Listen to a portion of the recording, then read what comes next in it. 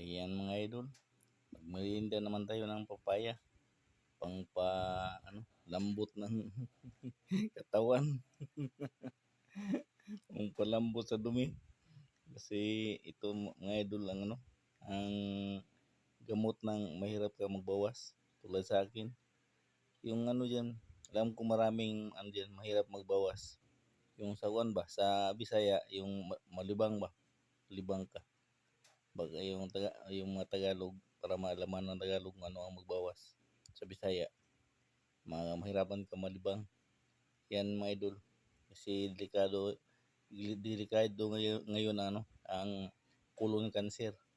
Yan ang cause, silent killer yan. Katulad niya na high blood, silent killer yung silent killer yung colon cancer. Yan mga idol. Maraming paraan mga idol kumain ka ng para hindi ka mahirapan magdumi. Halimbawa yung sa gulay, yung saluyot, ganyan.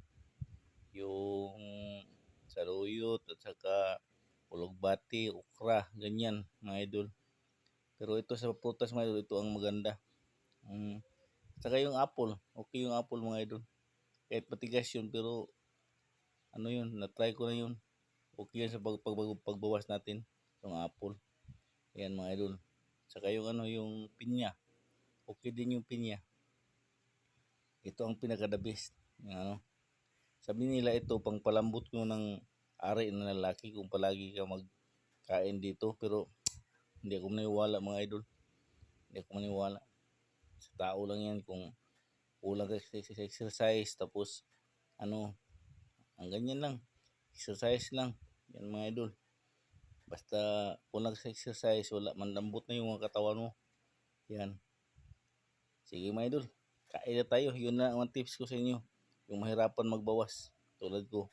At saka mga idol, kailangan sa umaga, uminom ka ng 2 at 3 baso na maligamgam.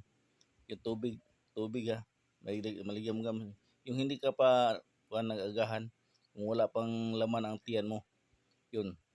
Sigurado ako mga idol, pagkatapos nyo mag-inom ng 2 at 3 baso ng maligamgam na tubig, mga ilang minuto, dyan, tatakbo na kayo sa CR. Yan mga idol.